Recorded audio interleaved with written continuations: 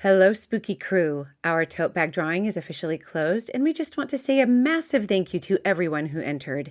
We are so grateful for the love and the support, and we have loved reading your reviews. Missed the tote? No worries. We're still sending out high-quality vinyl stickers while supplies last. Just email us proof of your rating and review along with your mailing address to thespookydarlings@gmail.com, and we'll get one headed your way. Quick promise, your address is only for mailing the sticker. No emails, no selling info, no funny business, just spooky gratitude. Thanks again for supporting the show. You are the reason we do this. You're listening to The Spooky Darlings, where three sisters wander into the dark corners of sinister deeds. Today we descend into the twisted mind of a killer, where every shadow hides a secret and every detail drips with dread. This isn't just a story, it's a reminder that monsters don't always stay in the dark. I'm Nettie. I'm Haley. I'm Emily. But before we jump in, we've got something fun for you. We're running a little promo to say thank you for supporting the show. If you leave us a written review, we will mail you a free vinyl Spooky Darling sticker for your water bottle, laptop, cell phone case, anywhere. All you have to do is leave us a written review on whatever platform you listen on, then email us a screenshot of your review with your username plus your mailing address to thespookydarlings@gmail.com. But that's not all. Anyone who claims their sticker prize will also be entered into a drawing for a free Spooky Darlings canvas tote bag. It's our way of sending you a little spooky love. If you're interested in other swag from the Spooky Darlings, check out our merch store at thespookydarlings.printful.me, where you will find t-shirts, sweatshirts, cardigans, beanies, and totes. A quick content warning. This episode discusses topics including murder, sexual assault, and the deaths of young men. Listener discretion is strongly advised. Haley? Well, I want you to imagine you have purchased the home of your dreams. You get to watch your horses run on your land. You're living in Westfield, Indiana, which is a nice little suburb. And you're walking through your forest to relax. And you look down and you see a femur bone. Human. You don't panic. You just call the non-emergency line to the sheriffs like you always do. Because finding human remains on your property is not abnormal. Whoa. Why don't you panic? Because you purchased the home of serial killer Herb Baumeister, murderer and former owner of Fox Hollow Farms, which is now rumored to be haunted by the ghosts of the men murdered there and even Herb himself. And this is the second largest case of unidentified human remains in this country, second only to the World Trade Center. Are you kidding me? 9/11. I'm not kidding you. Whoa. So my sources are Where the Bodies Are Buried by Fanny Weinstein and Melinda Wilson. Also, The Fox Hollow Murders Playground of a Serial Killer on Hulu. And then the rest of my sources will be in the show notes. So, early life, Herb Baumeister was born on April 7th, 1947. He was the oldest of 4 children. His father was an anesthesiologist. Also, he went by Herb Sr. His mother stayed at home. Her name is Elizabeth Ann, but she went by E.A. It's also suspected, but not confirmed, his father was a mean man who beat Herb regularly, and the outbursts from his father took place in front of others. Herb seemed to just stay very quiet during these outbursts and took it in silence. His antisocial behavior started around adolescence, and he didn't have normal preteen, teen acting out. His classmates remember her being obsessed with urine. Ew. And even asking his classmates, hey, what do you think human urine tastes like? Gross. He played with dead animals. He even left a dead crow on a teacher's desk. As a present, like a kitty cat? No, because he didn't like the teacher. Oh. Oh my gosh. That is so creepy. This wouldn't be the only time he leaves a dead thing in a superior's desk. Oh, yikes. So, unsurprisingly, no one really wanted to hang with Herb, the kid who talks about urine and who hangs with dead animals. Yeah. So, Herb seeing this as a rejection, withdrew himself from his classmates and kept to himself. So it is not confirmed, but after the crow incident, it is said that Herb's father committed him to a psychiatric hospital. Oh, do we know what age this was? So this was in his teens, around like maybe 15 to 17. And he was diagnosed with paranoid schizophrenia and antisocial personality disorder. If he was committed and diagnosed, Herb was not given any further treatment. No meds, no counseling, and Herb grew into a man who could never fit in, and if he did, it didn't last long. Oh. Save your sympathy until you know everything else that happens. Mm-hmm. So eventually, the few friends that Herb had began to leave him behind, stopped socializing with him, and so Herb was eager to graduate from high school, get a fresh start at a university. And how do you think this went? Well, I'm guessing not great if he's leaving crows on teachers' desks in high school. Mm-hmm. I mean, did he go to those friends and be like, what, was it the urine? Like, what did I do?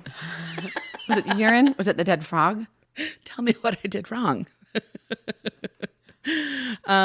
So graduating high school, Herb went to Indiana University in 1965.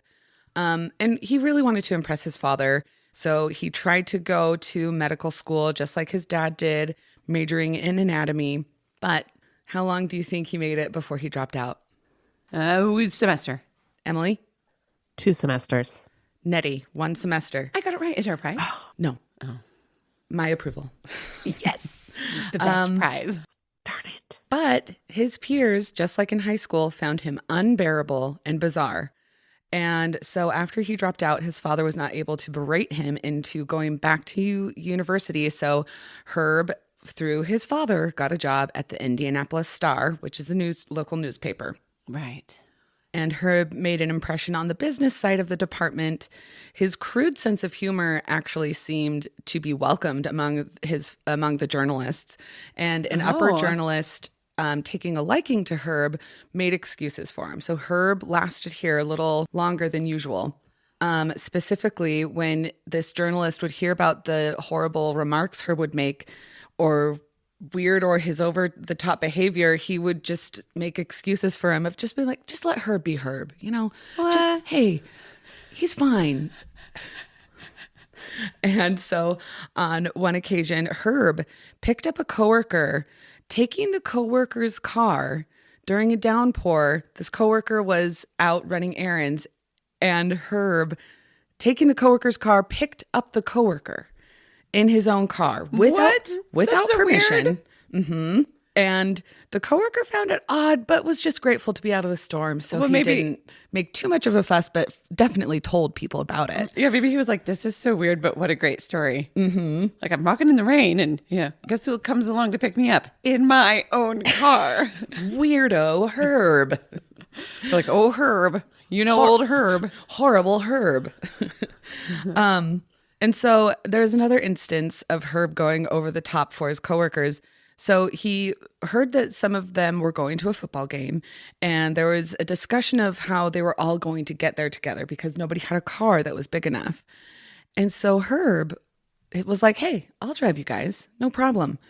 And when Herb shows up to pick up everybody, he's in a hearse. And what else is he doing? He is in a complete chauffeur's outfit, cap and all. And so was he trying to be funny? I think so. Like, this was his. I mean, I think I would actually find that funny if a friend was like, don't worry, I'll pick you up. And I'm like, what are you doing? Borrowing your mom's Suburban? Well, I got it. Not a friend, a coworker. Oh, a coworker. And this coworker, and as an adult, it's a little in different. this scenario, sticks with the chauffeur act the entire night. Okay, he committed. So is there a different name for a hearse driver?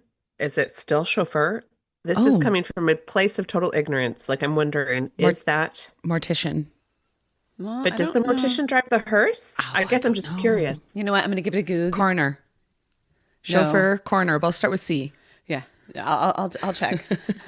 I don't think mortician or coroner is correct, but we'll find out. So sticking with the chauffeur act the entire night, his coworkers got super weirded out. And so it wasn't just these 2 instances that like Herb felt rejected from his coworkers. There was Chauffeur. Chauffeur. Okay. Yeah, or hearse driver. Okay, now go on. So there were a Or few more more joy transport driver or funeral car driver. Oh, she even found more. So Herb gets his feelings hurt somehow and he retaliates. What do you think he does? It's either urine or animals. Or maybe a That's combination my of guess. both. Sisters, it is both.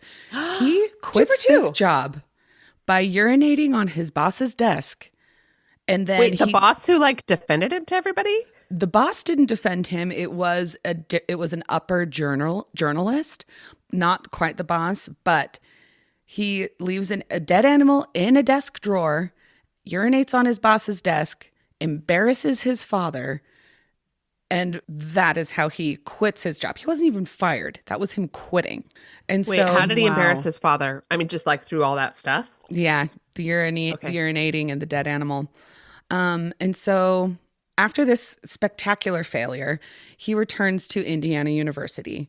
And this time he is a bit different. He is calm. He is collected. He does not make morbid jokes. And he's not freaking anybody out this time.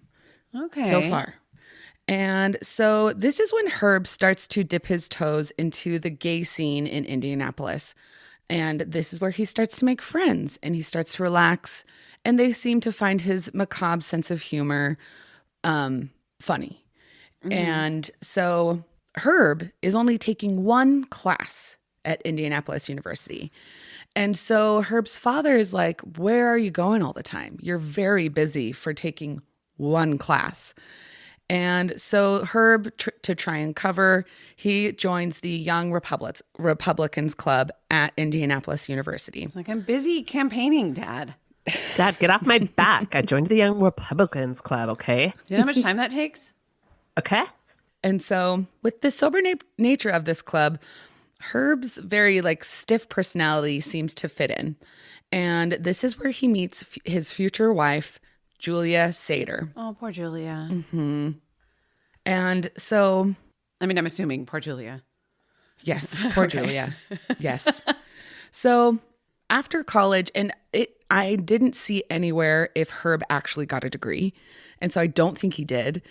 I think maybe where this cover of dating a woman who he eventually marries, like just kind of was like the beard he needed, if that makes sense. Right. So, Just kind of what let him lead the life he eventually leads. and Julie, she goes by Julie. She is a very understanding person. Yeah. So he has a tough time getting a job, even with his father's help. He just bombs every interview. And so I think because of this failure, Herb proposes to Julie and they get married in 1971, November of 1971. And after they get married, they seem like the perfect couple. They get a new home. Herb's parents help them buy this new home. Julie and Herb garden together. They're attending parties together. His parents were probably so relieved. They were like, we were so worried, but it turns out he's just a normal guy. He got married. He's in the Young Republicans Club. Come on. And so attending parties together, he's very doting, oh, let me get you another glass of punch. And just very much like perfect husband with his like hand on his wife's back, just like kind of, that very Just idyllic. like a doting husband. So did Julie know at any point that she was his beard? Well, so out in public, he is the perfect husband. And even at home, he is kind, he is generous, except in the bedroom. Oh.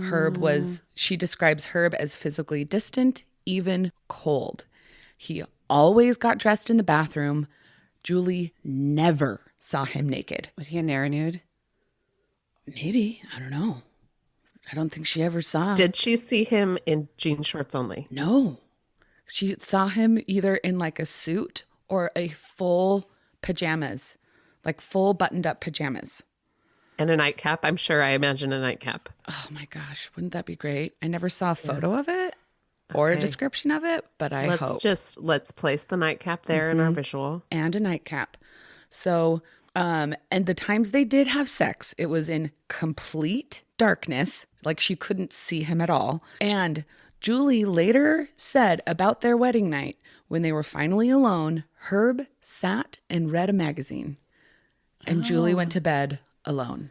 Oh. So Julie and Herb would have 3 kids, and Julie later said she and Herb had sex 6 times in their marriage. Total ever? Uh-huh. Wow. And this is a marriage that lasted like 25 years. Julie never saw her husband naked, and so 6 months into their marriage, due to Herb's erratic behavior and attitude, like Julie called his father saying, Herb is hurting and needs help. And so his dad comes over and sees Herb is just completely like broken and just in an awful state, has him committed to a mental institution where he stayed for 2 months. And this one is on the record. And so Herb is diagnosed with schizophrenia. And as I think we know at this point, schizophrenia was kind of a blanket term for many mental illnesses that we know of now. So who knows what exactly maybe Herb was suffering from. Mm-hmm. But also it could just be the depression of not being able to be gay openly. Did you guys see the, like it just happened like over the weekend or maybe early, like late last week, there was like a family where this woman was married to a man, 2 boys. And on the morning of her oldest son's graduation, someone found them all dead, stabbed to death. And she had been for years doing like social media campaigns to raise money for mental health for her husband. And it turned out the thing that like was the catalyst for her starting the GoFundMe was waking up and finding her husband standing over her with a knife. And then she was like, he needs help. Can we help him? But he wasn't qualifying for any of the mental health like services that his insurance wouldn't pay for it. So she was doing a GoFundMe to try to raise money. And I just don't think anyone realized actually how bad it was or how scary it was.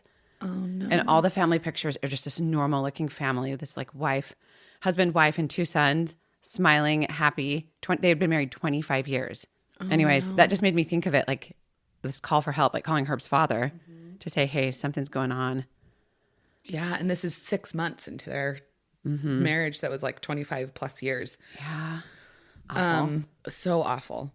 And oh my gosh, that just makes me so sad. Mm-hmm. What did the father get arrested? He killed himself. He killed Family his wife, his annihilator, 2 sons, and then himself.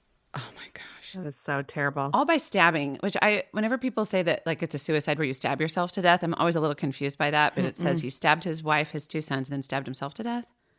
So, and like that is the blurb. That's all I have. Oh man. But it does make me wonder. That. Maybe we can put it on the follow-up Friday. I just don't think it's very we can look a easy little more into it. To stab yourself to death. But you have to be very determined.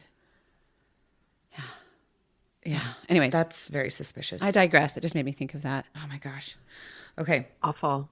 I hope that we can find out more about that. I'm sure we can. And let's back to Herb. So Herb's father seems like a man who's just very concerned about appearances.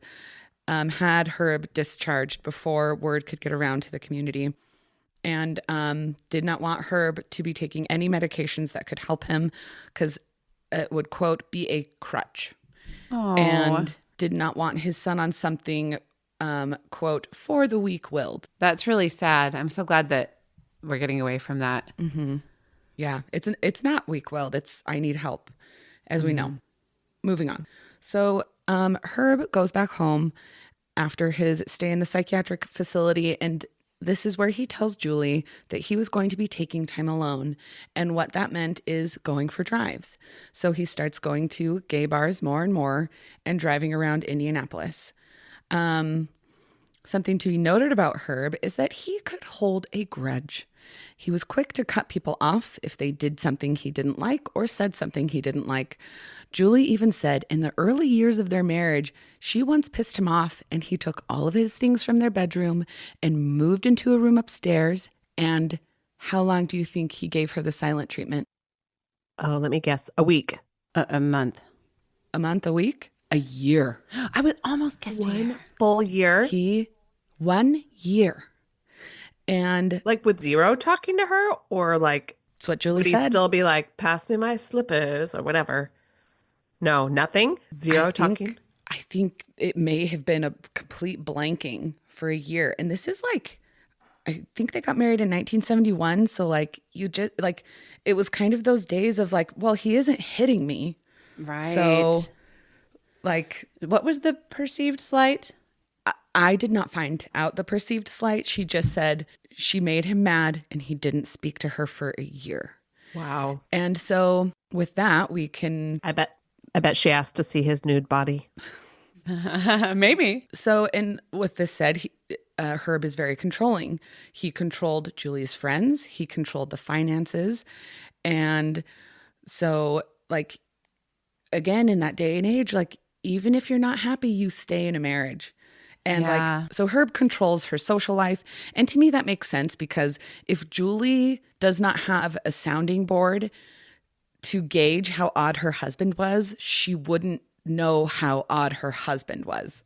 And so as far as being a father goes, he is reported to be a good father, showers his kids with love and gifts. And possibly those are things he never got from his father. Speaking of Herb's father, he once again helps Herb get a job at the BMV, Bureau of Motor Vehicles.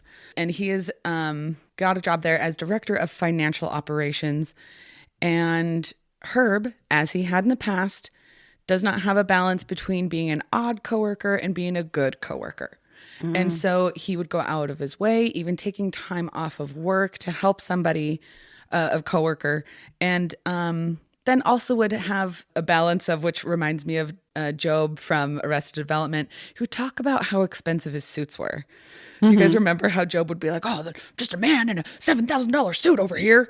And so there was even an instance reported from one of his coworkers where he stepped on Herb's shoe and Herb lost his shit screaming, these are $300 shoes.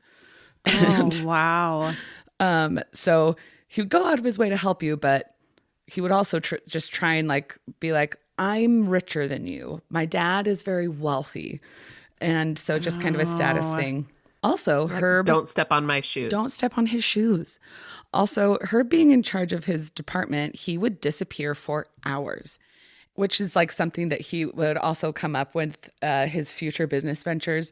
And then there's also this weird situation where Herb took his favorite employees to party on some rural land, and Herb ended up behind, so they're drinking all sorts of things. Herb ends up behind the wheel of an employee's car, crashes that car into another car. Herb flees the scene and then disappears his employee's car, who then the employee reports it stolen. And then in trying to get the insurance, other employees who knew of the incident, who weren't invited to the party, were fed up and turned Herb in. So Herb got arrested for these shenanigans and goes in front of a judge a year later. And then employees who were supposed to testify against him were just kind of like, I mean, maybe it's just not worth it at this point because it's a year later. And so like nothing really comes of this, but this is on his record. And wow. Then once again, Herb does something to his boss. What does he do? Pee and dead animals again. Pee and dead animals. That's my guess. Just urine. Just pee. Urinates on his boss's desk. Does he keep his job? Yes. Emily? No. Yes, he keeps his job. 50-50 chance. Oh, he does. Okay. He does keep his job, which I want to ask the question, like, what kind of hold does his father have in this community? Like, it's just nuts. You pee on your boss's desk and keep your job? I don't know. Wow. Never comes up. Never comes up like what kind of influence his dad actually has in this community. Crazy. So what does get him fired from this job is him writing a letter to the governor and peeing on it. Then mails it. And then that is what gets him fired from the BMV.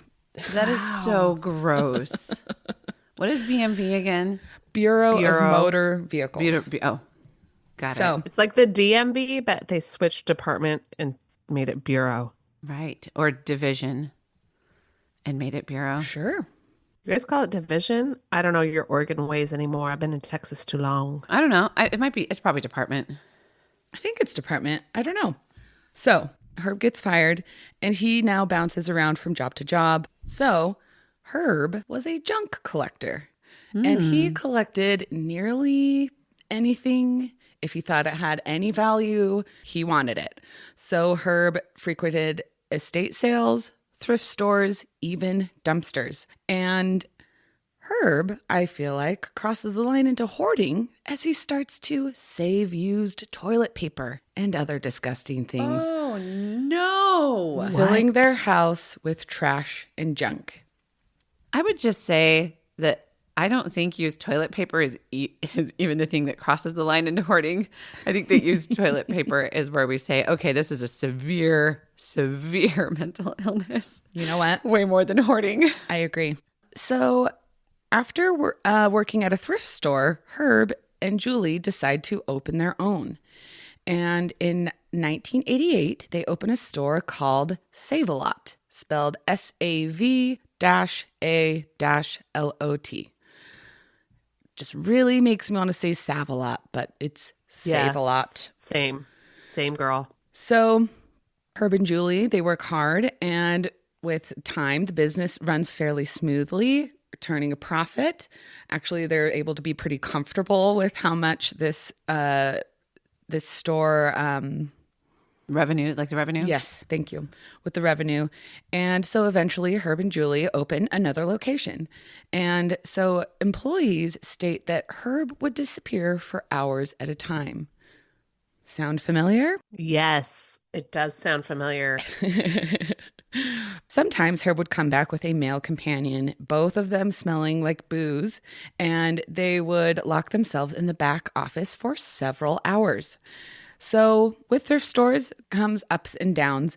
And with the ups and downs, Herb was traveling a lot from Indiana to Ohio, most often on I-70.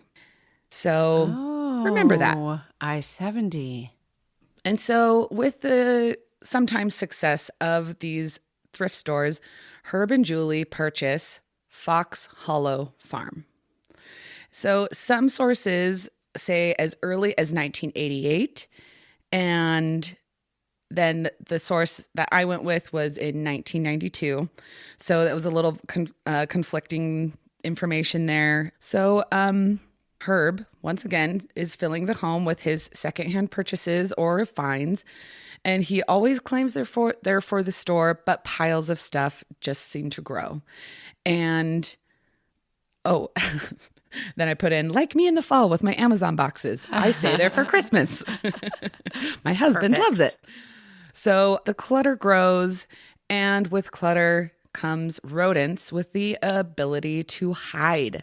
One issue the house had was an infestation of raccoons, and it got so bad that urine and feces were seeping into the ceiling and walls. Yes, but Herb loves, I've just called him Herb. Yes, but Herb loves that stuff. I was going to say, that is Herb's dream. And the smell was reported to be horrendous. Oh, I can't even imagine. And so, Gross. yes, gross. So Fox Hollow Farms is such a charming name until you describe that. And then it's like, yuck. That and the murder. Oh, yeah. And the murder. That's also bad. What? There's murder in this story? So Julie and Herb, for years, were secretly on the brink of divorce. And it wasn't until Herb was under investigation for murder that Julie would actually file for divorce. Interestingly, She was just devoted. I mean, I think it's that generation of women, Yeah. right? Yeah. So interestingly enough, the I-70 Strangler disappeared, coinciding with Herb purchasing Fox Hollow Farm. It is widely suspected by law enforcement and investigators that Herb Baumeister was the I-70 Strangler, which is separate from the I-70 Killer. Wow. So, Were the victims of the I-70 Strangler young men?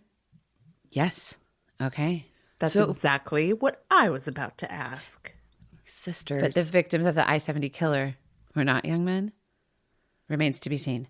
I That's for a later day. I didn't look into the I-70 killer, but it's almost like Herb got his murder chamber established before he left the highway. What a creep. So, earlier in their marriage, around the same time, Herb told his wife he was going to be taking time alone to go for drives. The bodies of young men and boys who had been strangled started to show up. Oh. With at least 11 victims between 1980 and 1991. And I think he purchased his home in 1992. Oh, right. The I-70 Strangler picked up victims in gay bars or hitchhiking.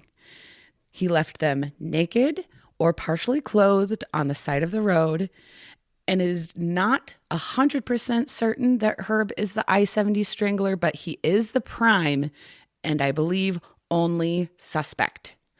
So all of this is with the blanket term of allegedly. He allegedly is the I-70 Strangler. Got it. Victims of the I-70 Strangler are Michael Petrie, Maurice Taylor, Delvid Baker, Michael Riley, Michael Glenn, James Robbins, Lynn Elliott, Clay Boatman, Thomas Clevenger, and Otto Becker, all between the ages of 15 and 42. Oh, that's so sad. So back to 1993 on Fox Hollow Farm. Herb and Julie are barely speaking. The thrift store business is struggling due to mismanagement, and Fox Hollow Farm is deteriorating due to lack of care. Eric, their middle child, had a friend over and they were playing in the nearby woods when the boys discovered a human skull. The boys were 13 at the time, picked it up, put it on the end of a stick. I mean, I can imagine me and my feral cousins, like we would just run around all the time doing crazy stuff. Put it on the end of a stick, and the boys wanted to go scare Emily, Eric's little sister. Oh, But no. they ran into Julie, Eric's mother, first, and Julie insisted the boys show her where they found the skull. And that is when Julie discovers more bones scattered all around. She left the skull with the other bones and went to go talk to her husband. Herb said it was an anatomy skeleton from his father that he was discarding. As you do. Oh, Julie, I hope you didn't listen to him. Julie took him at his word Oh, Julie. and didn't bring it up again to her husband. He's like, you know how my dad likes to give away anatomy skeletons? You know that my inheritance, all of my inheritance from my father was this anatomy skeleton? His bones are their Just in money. a form. Best. They will pull your hair up, but not out. If you know, you know. And listeners, we love you. Okay. So Julie didn't bring it up again, but the bones did stay on her mind. And when she went back to go look at the bones in the woods, they were gone. Oh. So with a family to take care of, a failing marriage, and a small struggling business, Julie had many other things to focus on that would take her mind away from the odd pile of bones in her backyard that disappeared until about a year later. So, it's the mid-90s. HIV is pretty scary. Some people are losing their whole core friend groups to it. So, from a bartender who was in the Indianapolis gay scene at the time, he said, it's 1 week your friend would look perfectly healthy, and the next he appeared to be knocking on death's door. And it is noticed that some of the men missing from the gay scene did not disappear because of this disease. In 1993, Johnny Bayer, Jeffrey Allen Jones, Richard Douglas Hamilton Jr., Manuel Resendez, Alan Lee Livingston, they all just seemed to fall off the face of the earth with no signs of... So everybody in their circle kind of just thought that, like, maybe they just were, like, victims of the AIDS epidemic. Like, they didn't really question that they were, like, just suddenly gone. From what I understood from the, there was a bartender and, like, another guy who was in the Indianapolis, like, gay scene. And they just were like, some of these people did like disappear because of this disease, and we saw evidence of that. And then some of these people, it was just like, where did they go? One night we were dancing, we were having fun. They met somebody, went home with him, and we never saw them again. Well, right. And because it's so anonymous, like, and, you know, it's such a, like a protected community, you know, like within themselves, they're not going to go search or like knock on the wife's door saying like, hey, where's, you know, so-and-so, or, you know, or people, or I bet a lot of these men were using aliases, like within the one of the bartenders, he said one of his very first boyfriends, he didn't know his real name for like 6 months. Yeah. Because you had to be so careful. Crazy. Yeah. Yeah. So if people are disappearing, you'd just be like, well, you might wonder either they decided to just go back to their normal life, you know, normal is the wrong word, but, you know, back to the life they were living before. And then you might wonder, like, how would I even check up on them when I'm not really sure what their real name is, when I don't want to give away any secrets and say, hey, your husband used to come, or your son used to come every night to the gay bar and they're not showing up anymore. It's like you'd be giving away a secret while trying to investigate the disappearance of your, you know, friend. Yeah, well, and also they didn't trust the cops because cops weren't exactly kind to the gay community. It's like, especially back then. I don't know how it is now. I'm sure it's tough. In 1994, Stephen Sperlin Hale, Alan Broussard, Roger Allen Goodlett, they disappear. And Roger Allen Goodlett is the friend of Mark Anthony Goodyear that Mark Anthony Goodyear reported in the book to have been looking for when he gets involved with the case. Wait, I'm sorry. Say that again. Who was looking for who? So just keep the name Mark Anthony Goodyear. Okay. Because I'm going to talk more about him later. Wait, but he was missing or he was looking for someone? He's looking for Roger Allen Goodlett. Okay, thank you. That's yes. Okay. Thank you for that clarifying question. And then 1995, Michael Kieran and Jerry Willems Comer, they go missing. And I can't imagine what these families went through who reported their loved ones as gone. Mm-hmm. So the family of Alan Livingston, they never gave up. His mother kept her landline with the same phone number. And before he went missing, he would call every Sunday to catch up with his mother. His mother is also gay. Aww. And then for all of the birthdays and holidays that just went by with no phone call, just like broke their family's heart all over again. Yeah. And his family talking about dealing with losing him is just, it's so sad. His sister and his mother are especially focused on in this documentary. I'm sorry. Oh, Haley. Oh, that is awful. Okay. So it's known that the police, and we saw this with the Jeffrey Dahmer case, just kind of had the ick when it came to helping the gay community. And so it's assumed it was assumed by the police that a lot of these people were considered as having moved on or just as a runaway. Mm-hmm. So this brings us to who goes by the name Tony in the book Where the Bodies Are Buried. He goes by Tony. And there's a question here. Is he a survivor or is he an accomplice?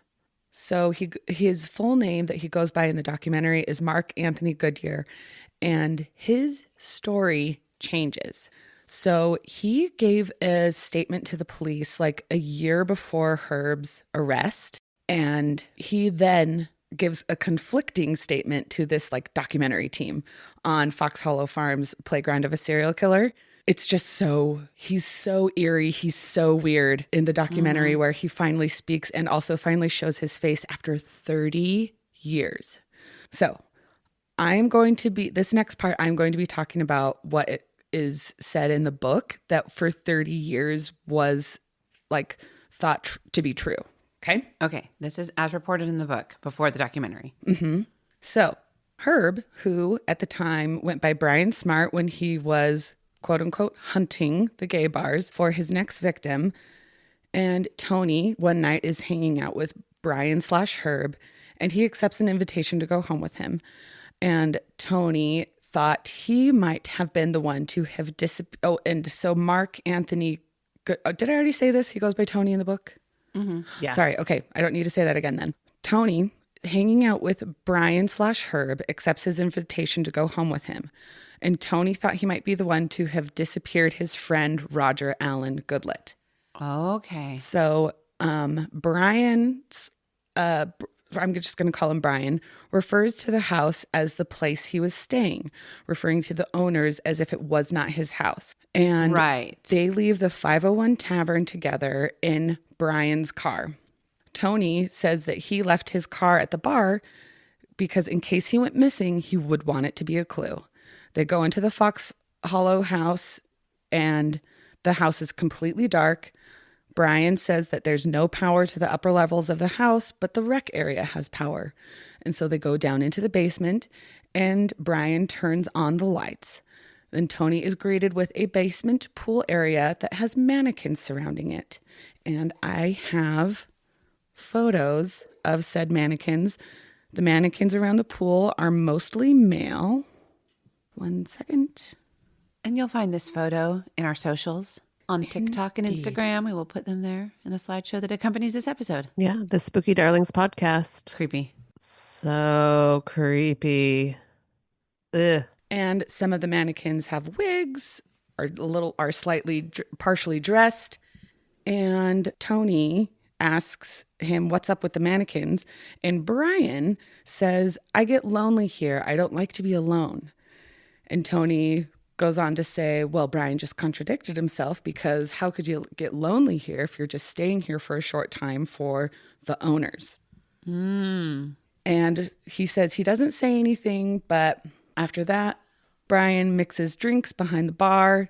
Tony says he takes the drink, but he goes to the bathroom, disposes of the beverage, fills it with water. And he says Brian's being very pushy about the drinks. Tony says no, thank you.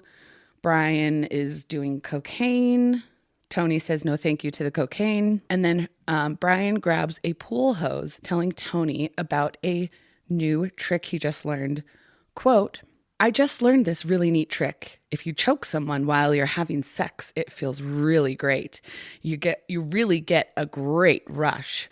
Then Brian kneels down by the pool's edge and wraps the hose around Tony's neck and asks, want to try? Tony then says he gets angry, accusing him of killing his friend Roger. And over the course of the evening, they would choke each other. Tony says he wants one of the times choking Brian in anger. And then Brian goes unconscious, slips under the water, then pops up saying, quote, wow, you could have killed me. That was so cool. It was such a rush. But you're supposed to hold me above water when I lose consciousness.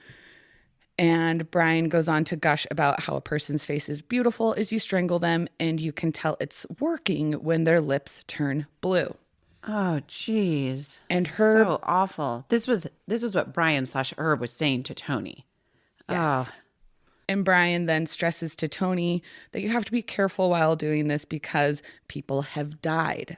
And Tony goes on to say he saw some expensive video equipment at the house and he thought maybe Brian was a strange filmmaker.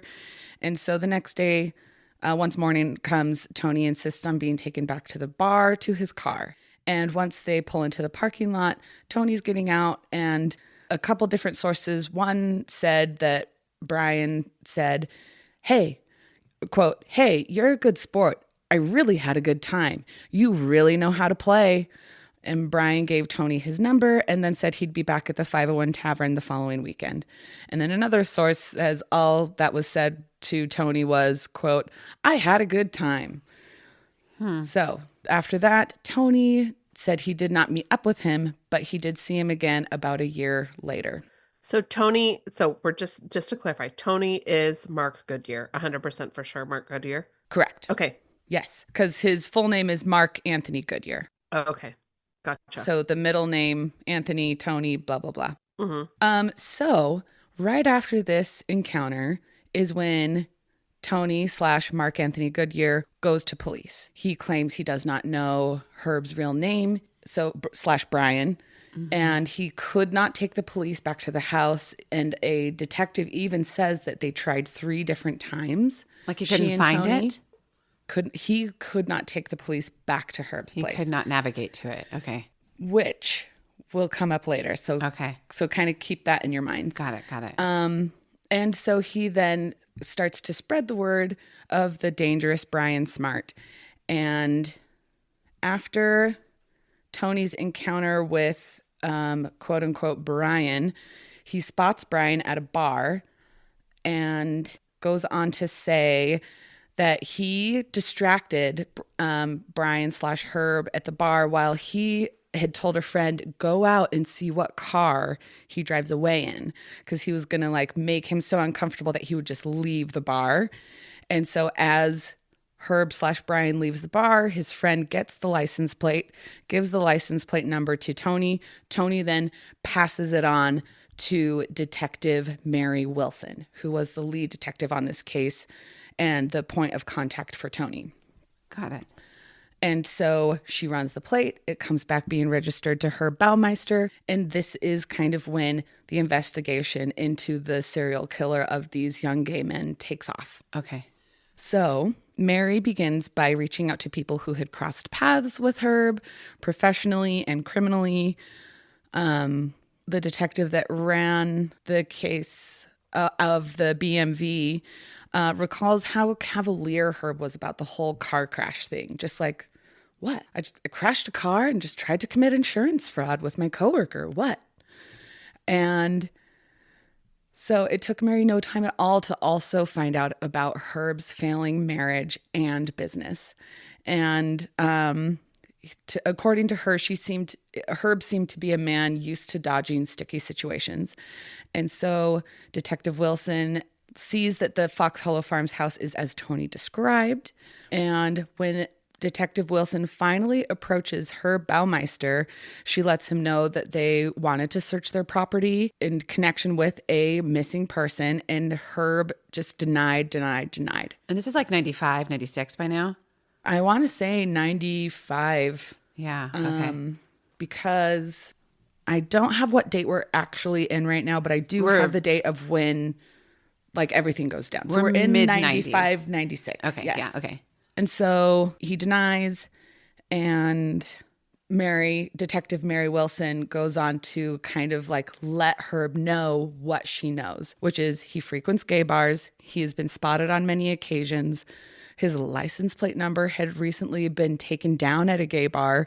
And then that is when Herb lawyers up. And so the next time Detective Wilson tries to speak with Herb, he lets her know to talk to him through his lawyer.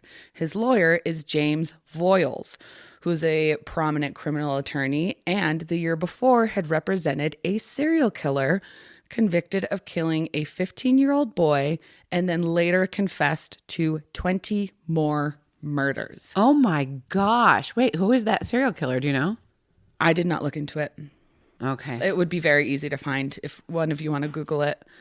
So at first, Herb and Julie refused to allow the property to be searched. And this is this is what I imagine. Herb goes to Julie, hey, it's a big confusion. Let's just not even let any of this touch us. It'll hurt the business. It'll hurt our family. We have to stand firm. They cannot search our property. And so Detective Wilson speaking with Julie, she just kind of was like, this woman could be swayed. And so Detective Wilson definitely just played the long game. And so a year of Herb's increasing upon already have increased erratic behavior. When Herb left town, taking their son Eric to his mother's house, Julie calls Detective Wilson and she says, search the property. Good. So, good job, Julie. Also in this phone call, Julie finally tells Detective Wilson of the skull she had found a year prior. She's like, it was just an anatomy skull. So I don't know that you'll even need to know this, but. Right. So Nettie, here's the date you were asking about.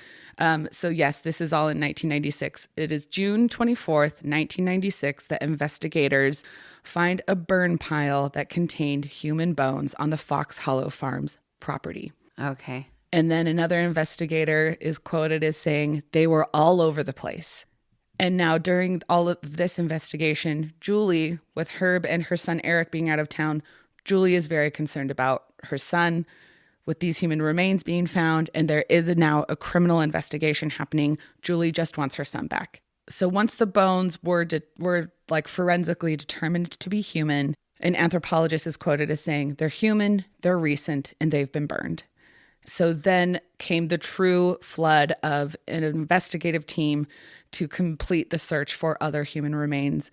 And they would find over 10,000 human bones. So many. That is so many bones. Yeah. And that like, are we talking finger bones? Like, we're talking bones. The bones were all like, they weren't finding full skeletons. They were just finding like discs. There had been full skeletons found, and those full skeletons are in addition to just scattered human bones that had been burned. Because we will talk a little bit more about burn piles coming up. I cannot find the name of his lawyer. I know you said James Voiles. James Voiles. When I Google it says he did not retain a lawyer except for his divorce. That's what it said when I Googled it, just like the AI overview. Oh. But you probably have it if you have like a real book. Can you Google James Voiles lawyer? I'll do that right now. Okay. Thank you. So remember there was video equipment, high-end recording equipment. So investigators found that all of the videotapes were gone. That because Julie had said there's videotapes. Mark Anthony Goodyear had said there's videotapes, there's video recording equipment.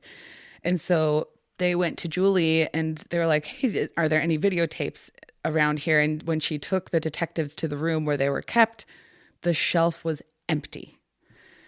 And so investigators then see a vent that is like had come loose, and it seemed like it would be a good like video recording spot because right underneath it is a like what do you call it, like a settee or like one of those old fainting couches. Oh, what are those called? A settee? Something like that. A chaise lounge. Yes. A chaise lounge. Yes. So I think that just real quick, I think that the other serial killer that Herb Baumeister's lawyer represented was Larry William Eiler, who was also convicted of murdering a minimum of 21 teenage boys and young men in the Midwest. Maybe. Yeah. Okay. If it's James Voiles, well, that information comes from the book Where the Bodies Are Buried. That's what came up when I Googled James Voiles. But then if I read about this guy, it says that his lawyer was a woman whose name I already scrolled past, Kathleen Zellner. So who knows? Well, Fanny Weinstein and Melinda Wilson, if you gave me wrong information, I am mildly irritated because I'm trying to tell a story here and my sisters are Googling the shit out of it. They could have used pseudonyms. With my permission. Like Anne Rule did. Because like everything Anne Rule says. All we want is accuracy. All we want is accuracy. That's true. It could be like, they could have been like, we're just going to make sure this lawyer is not hassled. Yeah. Maybe. Who knows? Yeah, absolutely. You're absolutely right. Because in the other book that I read, they didn't use real names either. So where was I? I feel like that would be public information. It should be. Oh, yeah. He's an attorney in Indianapolis, James Voiles. Okay. Anyways, keep going. So back to Julie. She's adamant to get Eric back from Herb, especially because with all of this new information coming out, she does not want a family annihilator situation happening. And so with the evidence of human bones in their backyard, a judge agrees to a custody change. And the investigators decided they're just not going to tell Herb that he's under investigation until after they get Eric back safely.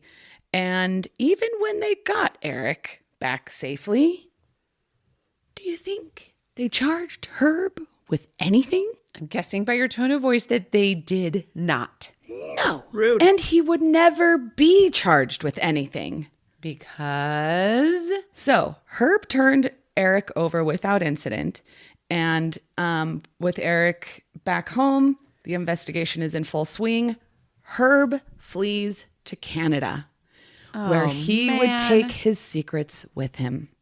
Herb Baumeister shot himself in the head at a picnic table in a public park.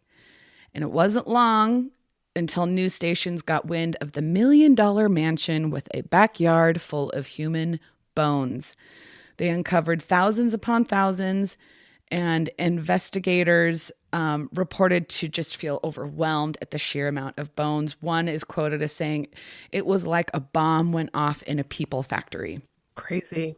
And sadly, Wow. so many families with missing loved ones would feel forgotten because some as recently as April of 2025 had to wait for the answer, was my loved one a victim of Herb Baumeister? Oh my goodness. Wow. I do remember seeing that they're still identifying. Still. Like we'll probably even hear after this one publishes, we'll probably hear of new. We will have updates probably to give on this case. So coroner Jeff Jellison announced the push for these victims. This is in 2022. Announced a push for these victims to be identified on a local news station. And he was contacted by a former county councilman who was on the board when the murders were discovered. And this person, Jeff, allowed them to remain anonymous. Yeah. He got a text message saying, "Jeff, just saw the story of your interest in reopening the Baumeister case. What has happened to create such an enormous expense for the county and take away manpower resources from law enforcement agencies? After Baumeister committed suicide, the decision was made to not fund any additional testing. If the family members or loved ones of missing people wanted to know if they were a victim of homicide, they could foot the bill." I just feel like that is so wrong. And it's only because it was a marginalized group. It was homosexual men. That is the only reason. And that is disgusting. And this person should be ashamed of himself. I hope they are. And Jeff then looks up and says, this is in the documentary, and says, "I've got a big problem with that. These remains are people. These victims were forgotten. We have a moral and ethical obligation. I am not going to let them be forgotten any longer." Good job, Jeff Jellison. Good job, Jeff. So with this push, victims Daniel Thomas Halloran, Jeffrey Allen Jones, Manuel Resendez, and Alan Livingston have been identified. That is really great. And every single one of these men had families that loved them and missed them and were looking for them. And I know I said this earlier, but you can just see how hurt they are on the documentary on Hulu. Well, and to suggest that these people would be coming from families that could even, first of all, have the wherewithal or the money, like that would even be able to have the funds to pay for testing or the know-how to go about doing that. Like, I think that for a large part, people are just thinking, "Oh, well, I'm just going to let the police do their job." And then to find hope out the police do their job. I think that they expect it and count on it. And then to find out that behind the scenes, the police are saying, "No, we're not wasting our money on this. If families want their loved ones identified, they can foot the bill." That's just disgusting. The text message from that councilman is awful. What were you saying, Emily? No, I just was going to say that it doesn't feel like the way our justice system should work. It feels that feels disgusting. Yeah. So in 2022, the Hamilton County Coroner's Office has pushed for, with an announcement in 2022 is what I should say, push for families with loved ones who went missing in the 1980s and 1990s to submit their DNA so they can use genetic genealogy to identify more remains. Yes, to genetic genealogy. That's awesome. Love it. I thought it was awesome too. Okay, so the last thoughts of a serial killer. On July 3rd in 1996, Herb's lifeless body was found by campers in Pinery Provincial Park in Sarina, Ontario, Canada. He had taken his life by firing a .357 Magnum to his head while sitting at a picnic table. He left these are not my words, but I don't mind these words. He left a 3-page, boring, rambling suicide note that made no mention of the men. Okay, well, I have issue with this part. Sorry. Made no mention of the men he murdered or the bones in his backyard. It also said that he mentioned in the note he was going to eat a peanut butter sandwich, then blow his brains out. He blamed Julie as the source of his problems, and then signs off with the pretentious, "The Herb Baumeister." He blamed Julie. The audacity. Did he say anything about like, "I'm so sorry for the pain or sorrow I've caused victims It said families, it was kids?" just kind of a play-by-play Like, of his drive up to Canada, and then blamed Julie for his problems, What? and then was saying, "I will eat a peanut butter sandwich," and end it all. And then he's the signs the worst. Herb Baumeister like a dork. The Herb. Shut up, Herb. Mm-hmm. No one wants your note. So after the announcement of a Baumeister on the run with a connection to missing men, a former coworker of Herb's said they weren't surprised at all. Once he heard the name Baumeister, he thought, that's Herb. Oh, right. They're probably like, oh, okay. Oh, right. The one that peed on everything and liked dead animals. Mm-hmm. This tracks. So Herb did not make any mention of a partner in these crimes. And so it is thought he did have a partner that helped him dispose of the bodies. Huh. And Mark Anthony Goodyear is the number one name that comes up as suspect. So 2023, Mark Goodyear, Fox Hollow documentary on Hulu. Emily, I'm going to have you play the part of Mark Anthony Goodyear in that little back and forth. I get to be the audience. I mean, no, I get to play part of Nettie, audience. you have to be the Nettie, you're going to be investigator. Oh, where's this? Do I have a script? I forgot to send it to you, so you just read investigator. There. You've got the script, and listen, I just have to say, I need to make a really quick transformation. Give me one second. She's got to get into character. Oh, do I need a magnifying glass? No. Probably. Hold on. Do you have one? I do. Of course I do. Hat. I love this. Oh my gosh, I'm so excited. Stop it. Glasses? Mark Anthony Goodyear, is that you? It's me, girl. It's you. Here I am. There you are. Yeah. Oh my God, those are his teeth. Yeah. Emily, you found him. I worked real hard on this. Oh. I'm sorry, I could not find my Can pretend. glass. I have hands and a hat. Here I am. Okay, those of you watching the video, Emily got plenty of warning that she was playing a character. I just found out, which is why I do not have my magnifying glass or my trench coat to say I'm a detective. Nettie, I am publicly saying on this podcast, I am sorry. Thank you. It's okay. Emily, what were you I saying? just want you to know that you have like half a line and I have like a whole bunch of lines. And I've been working on this. She does have this whole paragraph. Okay, and I do have a line, and I see it. Okay. Okay, Haley, when you're ready, say action. Okay, I want to let you know, I showed Oliver Mark Anthony Goodyear and asked him if I looked like him, and he's like, yeah. And I was like, really? I do? And he was like, no, I was just trying to be nice. You do. Thanks. You have a hat, glasses, you got teeth. Yeah. Okay. Okay. Okay. All right, sisters, and action. Do you still believe he had help? That someone else was involved? Had to be. Like I say, in your darkest hour, standing in hell with the devil, God is there and his angels. And that is the truth. And you can rest assured that I believe with everything I have that these victims, right down to the most solitary one, are in a state of perfection and grace. And so we just fill up with that joy and satisfaction, and we're thankful. And we say thank you so much for each and every one of these. The time that we did have together, thank you. It was beautiful. What? So, what? Did I get it right? Do we need to redo it? Exactly right. You did Because so the well. teeth were distracting. They're hard. They're painful. Yeah. But I'm here for it. I can do it again. I don't think we need to take two. I think that you nailed it. Okay. Because that's exactly how he speaks. It's just very Oh, geez. like lots of breaths and pauses and the very end, the time we did have together. Thank you. It was beautiful. Like, That is so weird because that sounds like a confession. So telling. That sounds like a confession. Sounds like a confession. sounds like a confession to me. And he'll go on to say, like, if I don't want to give him away right now, but there's more that he says. So Wait, can I just tell you really quick too that Oliver asked me what this guy did, and I was like, I mean, he may or may not have been an accomplice in these murders.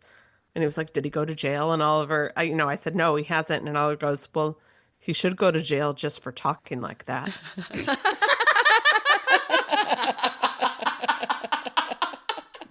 So that's Oliver Justice. And let's hand it out, guys. Let's hand it out. I love it. Let's talk to the I think we authorities should about put it. this Yes. shitty in jail. I think we should tell him to go to hell and kick him to the sky. Detectives, have you seen the way he speaks? Jail. Jail. So, okay. Detective Steve Ainsworth, who he's seems to be just kind of a consultant of sorts, and Jeff Jellison, the sheriff coroner. So they meet up and they're exchanging information. And it starts with Herb's lawyer.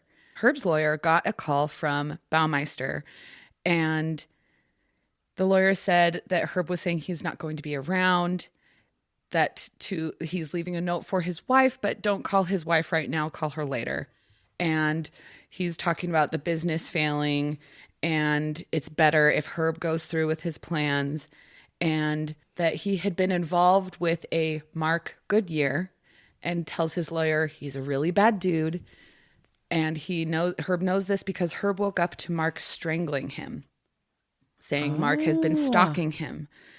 And this is the phone call that was made right before Herb took his life. And so I'm not entirely sure what to make of this, because a year earlier, if you guys remember, Mark Goodyear went to the police making that statement that I talked about earlier.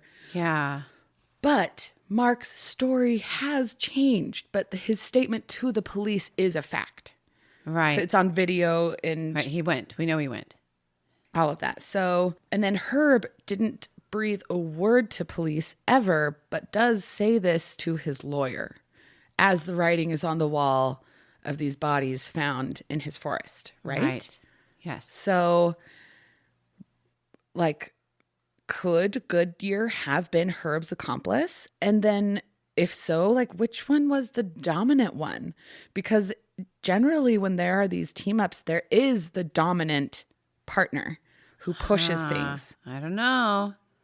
And so Mark's story has totally changed. And the story he says now is very different. They did go to Herb's house. Herb was being erratic. But then they go outside where Mark says he saw a burn pile with hot coals and human remains in it. And Mark then goes on to say he drugged Herb, whereas in the statement before, he was kind of alluding to the fact that he thought Herb was trying to drug him. Yes. And Herb is out for about 40 minutes. When Herb comes to, he talks about how, Herb thought it was so funny. He thought this was so funny. And then goes on to say Herb showed Mark some of his videos. Of him killing other men? Well, he says at first you don't really know what you're seeing in the video, and then once you get a glimpse of it, like you want to die or something like that. So in this, in the first part of this encounter, Mark is making it seem like Mark is the dominant. In the second part of the encounter, suddenly Herb is in control. And so then it comes out that Mark and Herb had a relationship of sorts. And Mark then is claiming that Herb stalked him for like a year or two. And because of that, Mark says then he then was like, well, you're going to stalk me. I'm going to stalk you. And starts chasing Herb from bar to bar as these evenings go on and shouting to the bar, don't leave with Herb. He is a murderer. And so then the interviewer is like, well, why didn't you like say something more to the police? And why couldn't you take the police to Herb's house? Yeah. And then Mark, and so many of these questions, Mark is like, well, I'm not going to talk about that right now. And so Mark claims that the police told him to leave Herb alone. Wow. And that Herb was saying, no one's going to believe you. And then Mark goes on to say that Herb was next to him watching the news of his backyard being investigated. And I'm just like, okay, Herb had Eric. Where's Eric? Herb was like, the exchange of Eric was at Herb's mother's house. Right. And like, so there's no Eric in this situation. Eric, his son. His son, yeah. And so Mark says that Herb held him hostage that day. He had a gun. And then talking about how Herb felt betrayed in an interview, asks about, well, Mark, you went to the cops a year earlier, and this seems to kind of fluster him.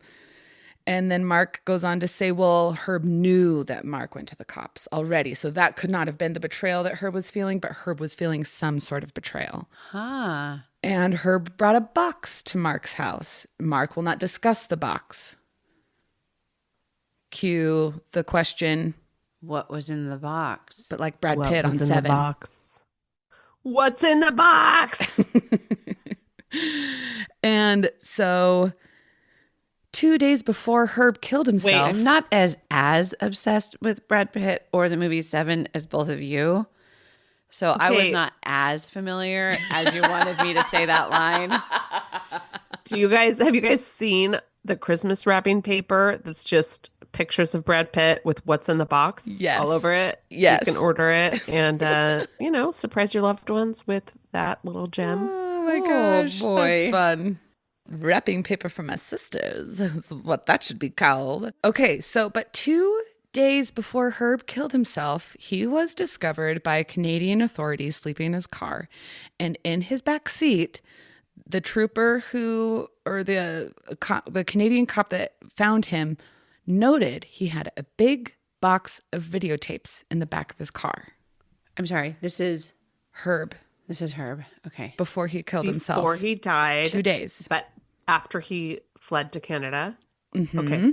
So did he turn around and give Mark a box of videotapes? I don't know. That question just kind of came to mind because it's 2 days before he is found to allegedly have shot himself. And the videos were not in his car after they found his body? They were not. Oh, that is weird. That is strange. Did he destroy them over a bridge into a river of sorts, or did he give them to his accomplice? Yeah, I mean, he could have just dumped them in a dumpster and they could just be in a landfill somewhere. He could have given them to somebody.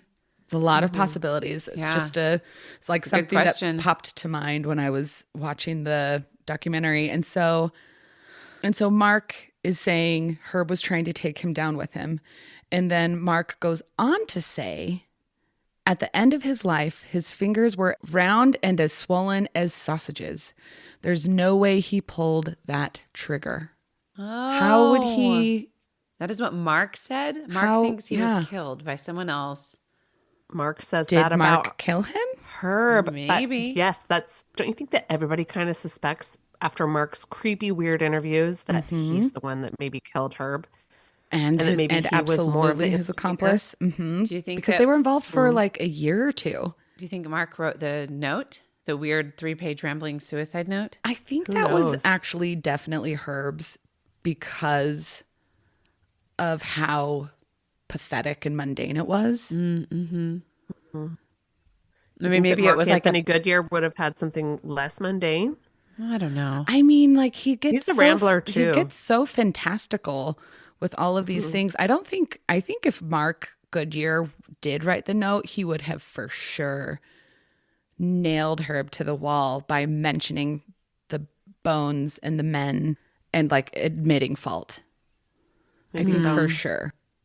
So maybe Herb did take his own life, but I think that is a question that people still have. So we are now going to move on to a person called Leroy Bray, where Leroy Bray goes to the cops and talks about a night at Herb Baumeister's house where he arrives with Mark Goodyear and Herb comes out in a big, long trench coat type of thing to a person with a shotgun, to a person with handcuffs. And this is also a scenario that is being presented to Mark Goodyear in this documentary.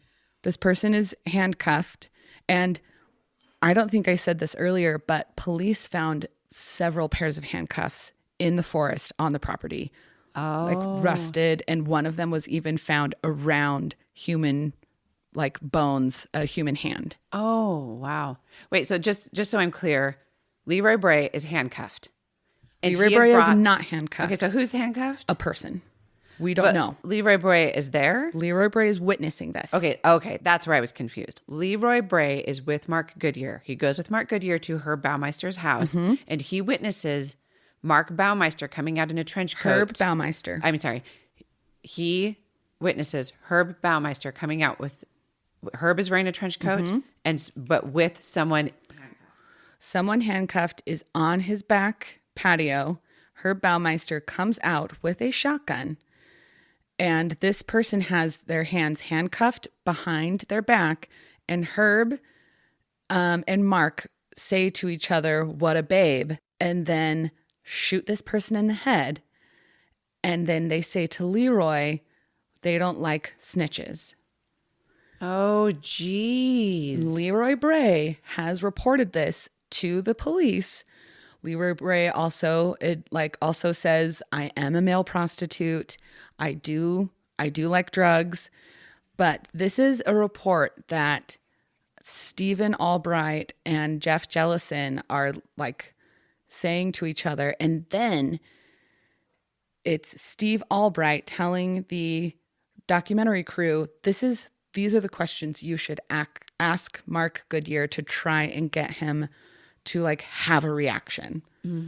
And so they ask Mark Goodyear about Leroy Albright and like, was he part of this situation? And Mark does not say no.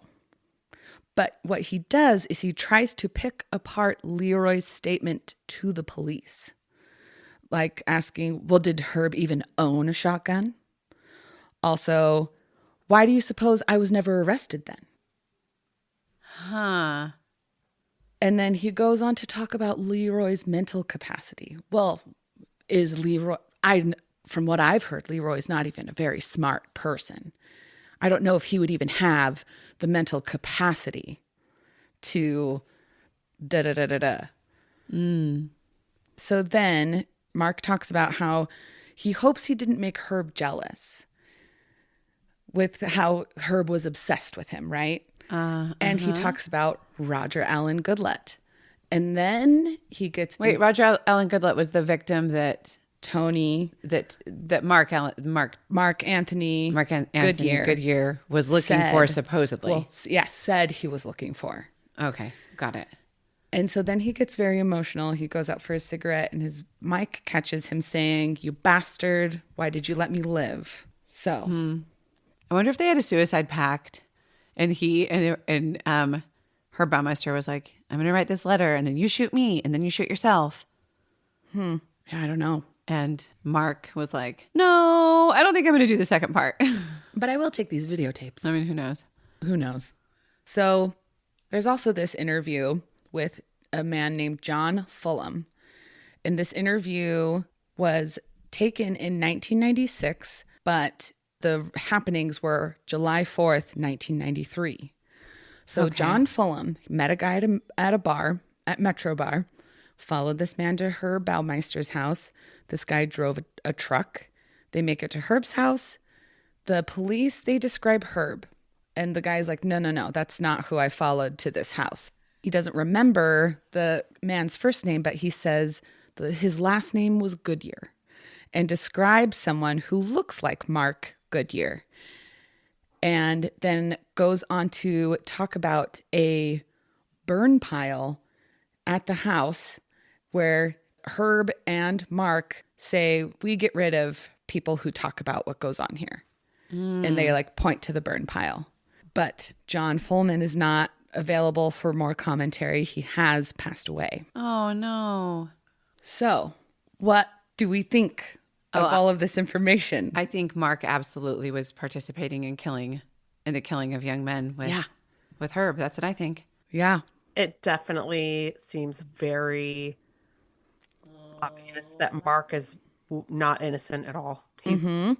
All of his interviews are creepy. Just so creepy. Oh, and I forgot. He said when the interviewer was asking him about, do you think Herb killed himself? And Mark Anthony Goodyear responds with, "I'm not trying to do 25. What? He's not trying to do 25 years. in jail. Okay, Oh, I misheard jeez. that because I thought he was saying, I'm not trying to do 25 interviews. You said 25 years? Like, yeah, he's not trying to go to jail for 25 years. So that ends the part about serial killer Herb Baumeister and, in our opinion, suspected accomplice Mark Anthony Goodyear. Mm-hmm. I mean, I think hate he to leave was- it on such a unfinished note, Yeah. but it's unfinished. Yeah. What are you yeah, saying, Em?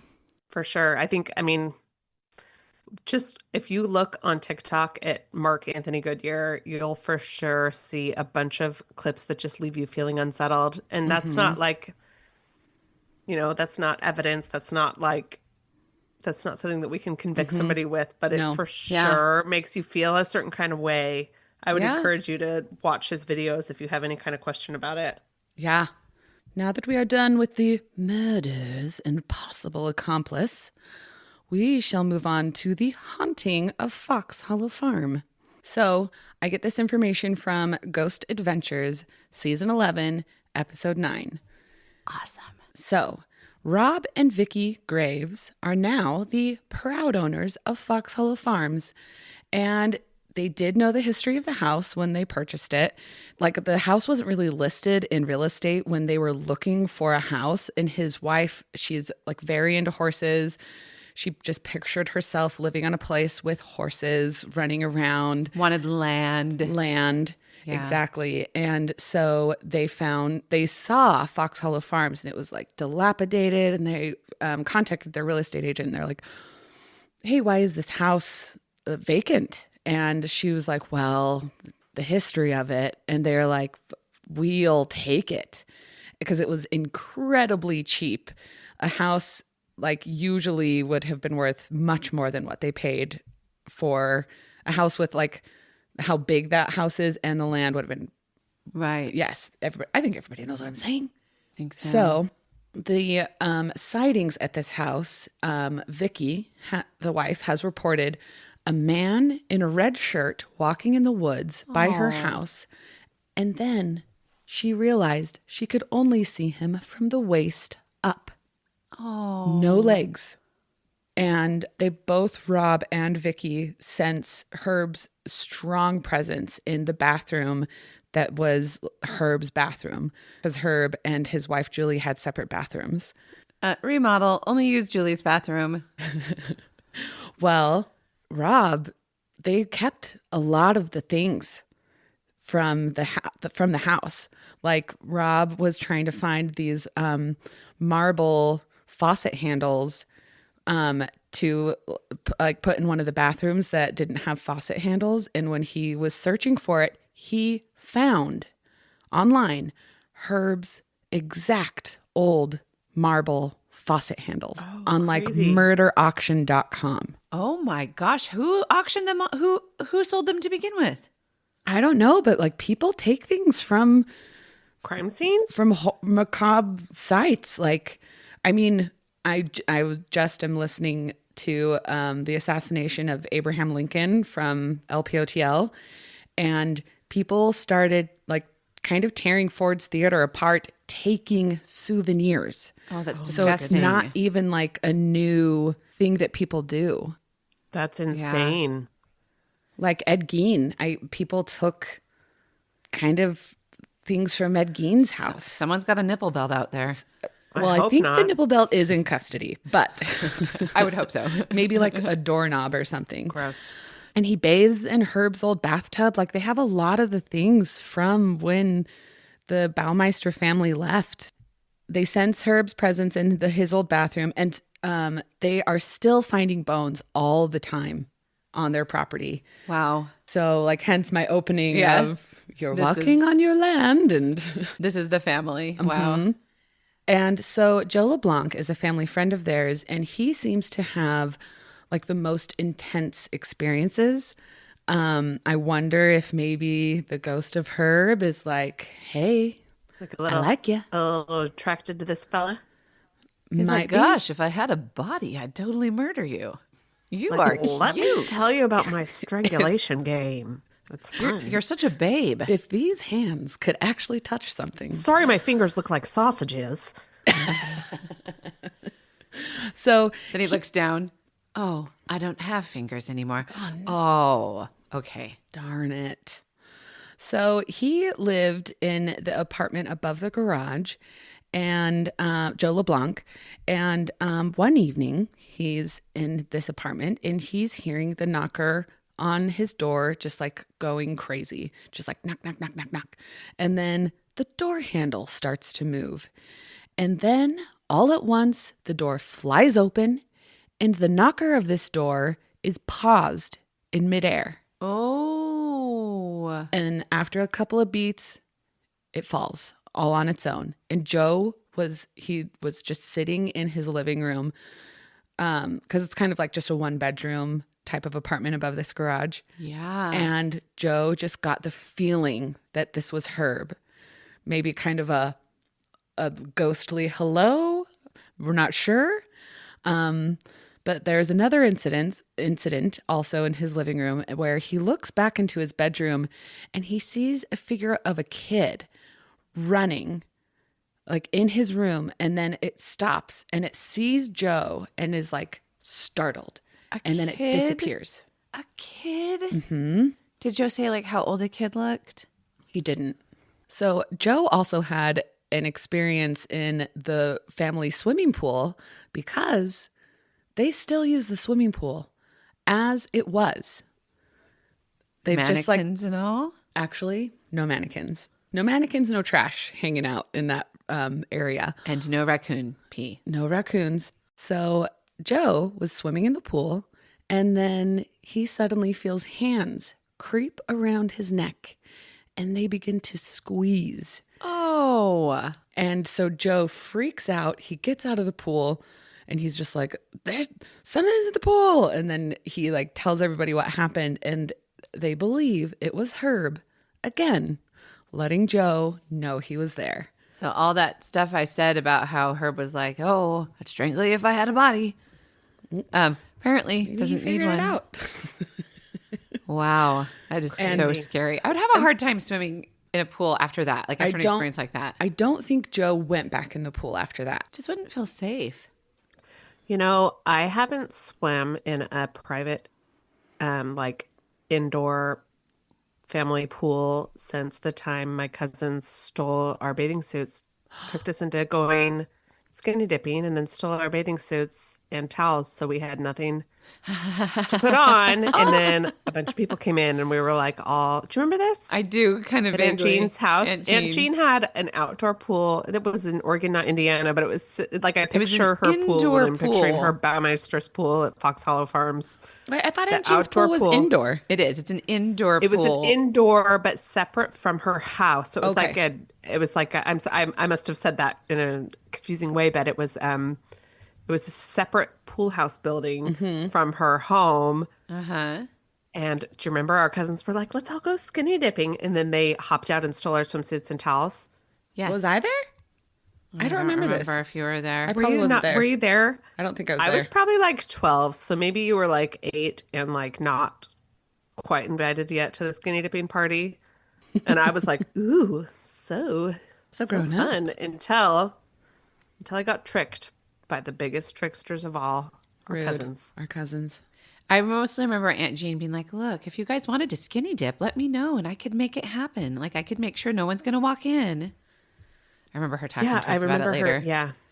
Which That was- was really which generous was and nice nice. of her, actually. But yeah, so what? Well, part of the fun I was feel the like some, secrecy, you know? yeah, but like some boy cousins came out and like we were all trying to like huddle in a corner to like not be shown naked or something. It was just Oh, Horrific. cousins. Yes. I do remember. and funny in a way. Like I don't know, having prankster cousins was like the best and the worst. It was, you know, like I have. So many fond memories. Yep. So also, still Joe, he was in the woods going just for a stroll, and he found a human femur, and that is the biggest bone in the human body.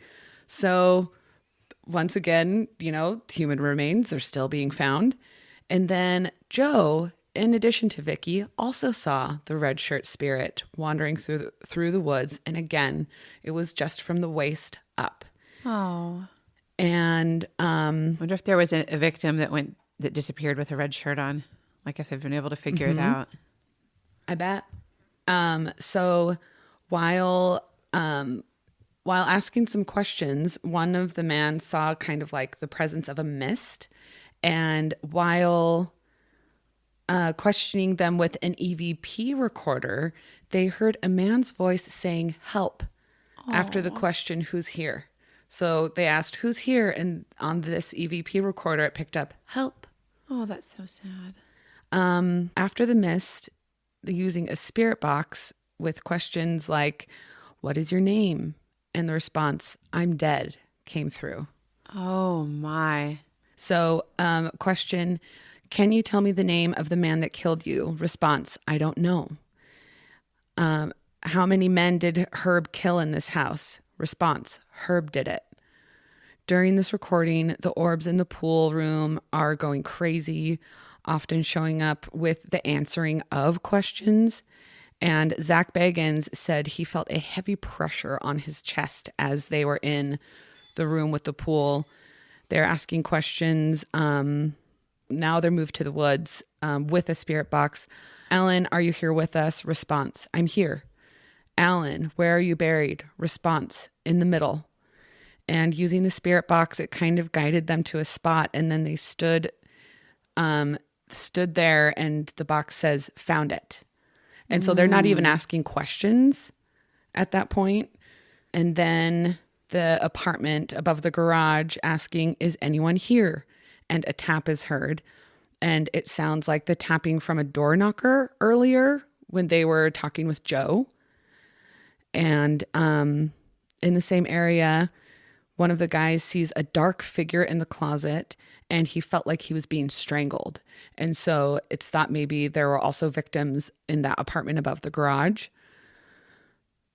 And also using the spirit box, they're in the closet asking, "Why are you here?" Response, "Here." Asking, "Want me to come in?" Response, "Getting cold." The temperature in the closet also seems to have a cold spot, and a medium that was on site with them called it a doorway or a vortex. And then before they are breaking down the cameras in the apartment above the garage, an orb is caught as one of the investigators is asking the questions and telling the spirit there to give a sign. And so, like, you know, with a recording team, there's multiple cameras set up and all of that. So, and the orb was like kind of moving around a little crazy as well, like not a normal type of movement if it was like a speck of dust or something. And so that is the haunting at Fox Hollow Farms. And I mean, I just want to ask, a little vague. Do you think the ghost that said Herb did it was on Mark Goodyear's payroll? Possibly. That is possible. This did come out before the Hulu documentary came out, this Ghost Adventures. So there's for sure something definitely off about Mark Goodyear. Mm-hmm. I mean, and I don't like, doesn't seem like it's PTSD. I mean, like, I'm not an expert in this stuff, but it doesn't seem like he's just like traumatized by having been like friendly with somebody that turned out to be a murderer. It seems like he just says such wacky, off the wall stuff that makes you just makes you feel like you can't quite trust anything he says. He just feels off. Yeah. Off. I completely agree. Yeah, that was great. Haley, nice work. Haley, thank you. That was amazing. Thank you so much for listening. You can find us on Instagram and TikTok at the Spooky Darlings Podcast. And if you have any questions, comments, corrections, or stories of your own, please email us at thespookydarlings@gmail.com. We also have our merch site up. You can find us at thespookydarlings.printful.me. Don't forget our sticker promotion.